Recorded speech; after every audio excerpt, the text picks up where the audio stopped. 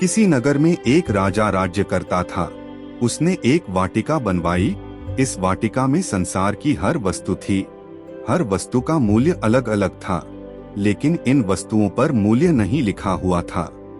राजा ने यह ऐलान करवाया था कि जो व्यक्ति सबसे अधिक मूल्य की वस्तु लेकर वाटिका से बाहर आएगा, उसे इस वर्ष राजपुरुष घोषित किया जाएगा। राजपुरुष बनने के लालच में लोग वाटिका में जाते हैं। अपने आप वस्तु का मूल्य समझते और उसे उठाकर लाते। कोई हीरे जवाहरात लाता, कोई पुस्तक, क्योंकि ज्ञान से अधिक मूल्यवान कोई और वस्तु नहीं। कोई रोटी उठाकर लाता, क्योंकि गरीब के लिए रोटी से अधिक मूल्यवान कुछ और वस्तु नहीं है। इसी प्रकार हर व्यक्ति कुछ न कुछ लेकर ही वाटिका से बाहर आता। और अंत में एक योगी ने वाटिका में प्रवेश किया। वह पूरी वाटिका में घुमा, परंतु उसने किसी भी वस्तु को हाथ नहीं लगाया और खाली हाथ ही बाहर आ गया। और फिर जब राजा ने सूची में योगी का नाम देखा और यह देखा कि वह वाटिका से कुछ नहीं लाया है, तो उसने योगी को बुलाया। राजा ने उस योगी से पूछा, तुम वाटिका से कुछ भी क्यों नहीं लाए योगी?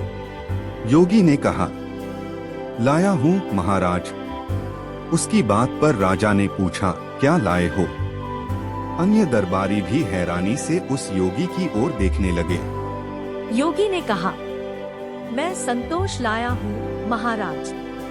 संतोष? राजा सोच में पड़ गया, बोला, तुम्हारा संतोष कितना मूल्यवान है? योगी ने कहा, सबसे ज्यादा मूल्यवान है महाराज। राजा ने पूछा, कैसे? योगी ने कहा, महाराज, इस वाटिका में आपने जितनी भी वस्तुएं रखी हैं, उन्हें प्राप्त कर मनुष्य को जो संतोष होता है वह पूर्ण नहीं है।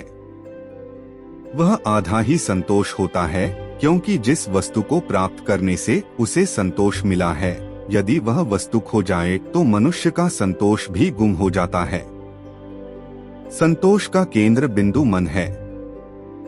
जिसके पास संतोष है, उसी व्यक्ति के पास संसार की सबसे मूल्यवान वस्तु है। राजा योगी की बात सुनकर प्रसन्न हुआ। उसने विद्वानों की एक सभा बुलाई और उसमें योगी की बात रखी। विद्वानों ने योगी की बात को समझा और उस योगी को उस वर्ष का राजपुरुष घोषित कर दिया। शिक्षा यह है, जिसके पास संतोष है, उसके पास संसार का सब कुछ है। संतोष का नाश हो जाने से सब कुछ नाश हो जाता है।